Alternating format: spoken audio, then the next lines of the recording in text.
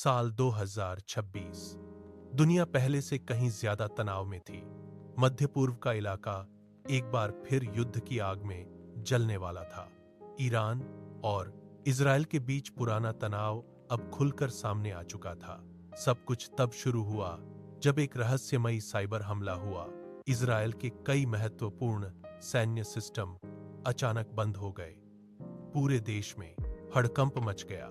कुछ ही घंटों में इजराइल की खुफिया एजेंसी ने इसका आरोप ईरान पर लगा दिया।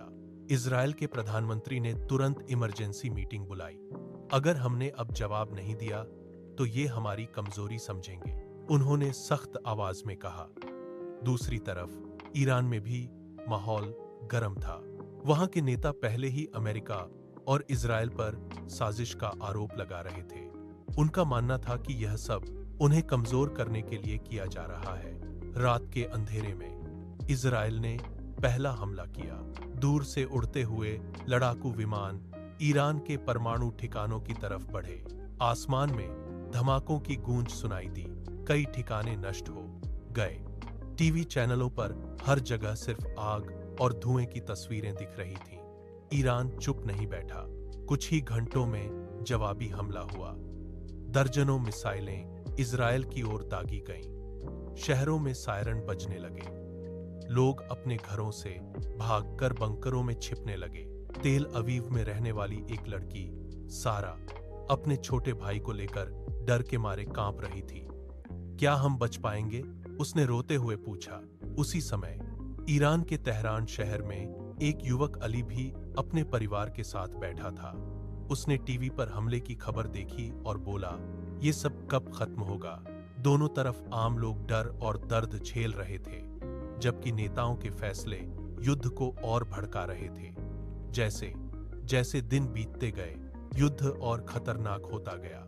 इजराइल ने अपनी नई एआई आधारित रक्षा प्रणाली आयरन शील्ड एक्स को सक्रिय किया, जो मिसाइलों को हवा में ही नष्ट कर देती थी। ईरान ने भी जवाब में ड्रोन और हाइपरसोनिक मिसाइलों का इस्तेमाल शुरू कर दिया। ये मिसाइलें इतनी तेज थीं कि उन्हें रोकना लगभग नामुमकिन था। अब ये सिर्फ दो देशों का युद्ध नहीं रह गया था, यह पूरी दुनिया के लिए खतरा बन चुका था। अमेरिका और रूस जैसे बड़े देश भी इसमें कूदने लगे।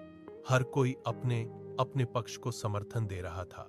संयुक्त राष्ट्र ने कई बार शांति वार्ता की कोशिश की, लेकिन कोई भी पीछे हटने को तैयार नहीं था।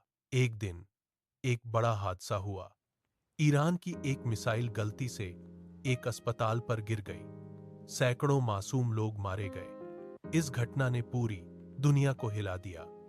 इजराइल में भी एक स्कूल पर हमला हुआ, जिसमें कई बच्चे घायल हो गए। अब दोनों देशों के लोग अपने अपने नेताओं से सवाल करने लगे थे, क्या यह युद्ध हमारी सुरक्षा के लिए है या हमारी तबाही के लिए? लोग सड़कों पर उतर आए। इसी बीच एक एआई सिस्टम पीस माइंड बनाया गया, जिसे दुनिया के सबसे बड़े वैज्ञानिकों ने मिलकर तैयार किया था। इसका काम था युद्ध के सारे डेटा का विश्लेषण करके सबसे अच्छा समाधान निकालना। पीस माइंड ने एक चौंकाने वाली बात कही, अगर यह युद्ध 10 दिन और चला तो पूरी दुनिया आर्थिक और पर्यावरणीय संकट में डूब जाएगी। इस रिपोर्ट के बाद दुनिया के सभी देश डर गए। उन्होंने मिलकर ईरान और इजराइल पर दबाव डालना शुरू किया। आखिरकार एक ऐतिहासिक मीटिंग बुलाई गई। दोनों देशों के नेता आमने सामने बैठे। माहौल तनावपूर्ण था, लेकिन इस बार कुछ अलग था। उनके पीछे खड़े थे उनके देश के लोग, जो अब शांति चाहते थे। ईरान के नेता ने धीरे से कहा, हमने बहुत कुछ खो दिया है। इजराइल के प्रधानमंत्री ने जवाब दिया, और अगर हमने इसे नहीं रोका तो हम सब कुछ खो देंगे। कई घंटों की बातचीत के बाद आखिरकार एक समझौता हुआ। दोनों देशों ने युद्ध विराम का ऐलान किया। जैसे ही ये खबर आई, पूरी दुनिया में राहत की लहर दौड़ गई। सारा और अली जैसे लाखों लोगों ने राहत की सांस ली। लेकिन इस युद्ध ने एक गहरी सीख दी। तकनीक चाहे कितनी भी उन्नत हो जाए, अगर इंसान अपने गुस्से और अहंकार पर काबू नहीं रखेगा तो विनाश तय है।